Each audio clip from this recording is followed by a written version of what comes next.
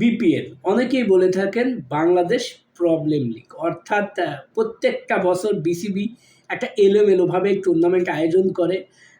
যেহেতু যেহেতু এটা ইন্টারন্যাশনাল মানের টুর্নামেন্ট, বাট ওভাবে প্রফেশনালিজম মেনটেন করে করা হয় না। সো এই বছরে বিসিবি প্রধান যেহেতু পরিবর্তন হয়েছে, দেশের পরিবর্তন হয়েছে, সেখানে তারা অ্যানাউন্সমেন্ট দিয়েছিল যে বিপিএল এবার একটা ম্যাসিভ পরিবর্তন আসবে এবং দর্শকরা সেটা রিয়ালাইজ করতে পারবে। বাট কোনো চেঞ্জ নাই। কিভাবে চেঞ্জ নাই? প্লেয়ার ড্রাফট যখন শুরু করলো বিসিবি, দেখেন বাংলাদেশের প্লেয়ার ড্রাফটের যে অকশনটা হলো, এর চেয়ে ফার বেটার অকশন কমপ্লিট করছে নেপাল প্রিমিয়ার লিগ, যারা আইসিসি পূর্ণ সদস্যভুক্ত দেশ না এবং তারা টোটালি নতুন একটা দেশ, নতুন একটা টুর্নামেন্ট আয়োজন করতেছে। তারাও বাংলাদেশের চেয়ে খুব ভালো মানের প্লেয়ার ড্রাফট আয়োজন করছে, একদম প্রফেশনালিজম মেনটেন করে। এই জায়গাতে বাংলাদেশ টোটালি এলোমেলো ছিল, কার নাম কখন আসতেছে, কার নাম কখন এন্ট্রি হচ্ছে, একদম অগোছালো ছিল। সো তখনই বুঝতে পারছিলাম যে বিপিএল কী হবে। সো এখন এসে আগামীকাল থেকে, অর্থাৎ 30 ডিসেম্বর থেকে বিপিএল শুরু হতে যাচ্ছে। সেখানে কিনা মানে 7টা দল যে আছে বিপিএলে, সেই 7টা দলের ক্যাপ্টেনই নির্ধারণ করা হয় নাই। অর্থাৎ আপনাকে যদি আমি প্রশ্ন করি যে 7টা দলের ক্যাপ্টেনের নাম বলেন, আপনি বলতে পারবেন না, এক্সেপ্ট ফরচুন বরিশাল, কারণ তারা অনেক আগেই অ্যানাউন্স করে দিয়েছে।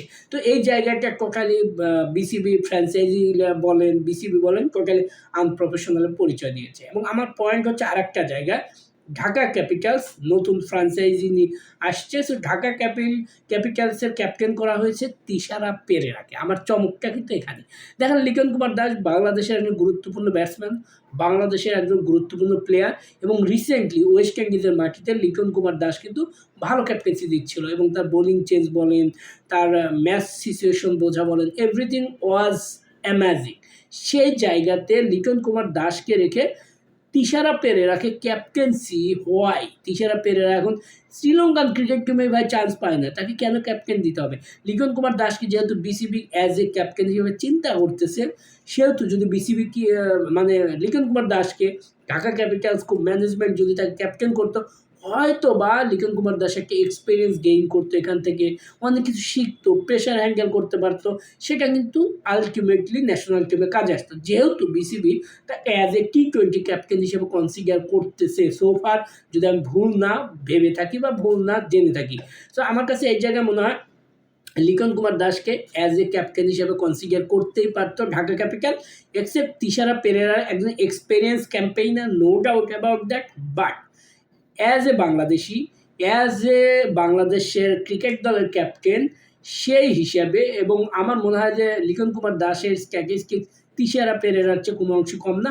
সেই দিক থেকে আমার মনে হয় লিটন কুমার দাসকে ক্যাপ্টেন করলে সো বেটার হতো বাংলাদেশ ক্রিকেটের জন্য, আই থিঙ্ক ঢাকা ক্যাপিটালসের জন্য। বিকজ লিটন কুমার দাস অনেক একজন এক্সপিরিয়েন্স ক্যাম্পেইনার, পাশাপাশি অ্যাটাকিং খেলতে পছন্দ করে এবং মোটামুটি ভালো লাইক ক্যাপ্টেন্সিও দিচ্ছে রিসেন্টলি।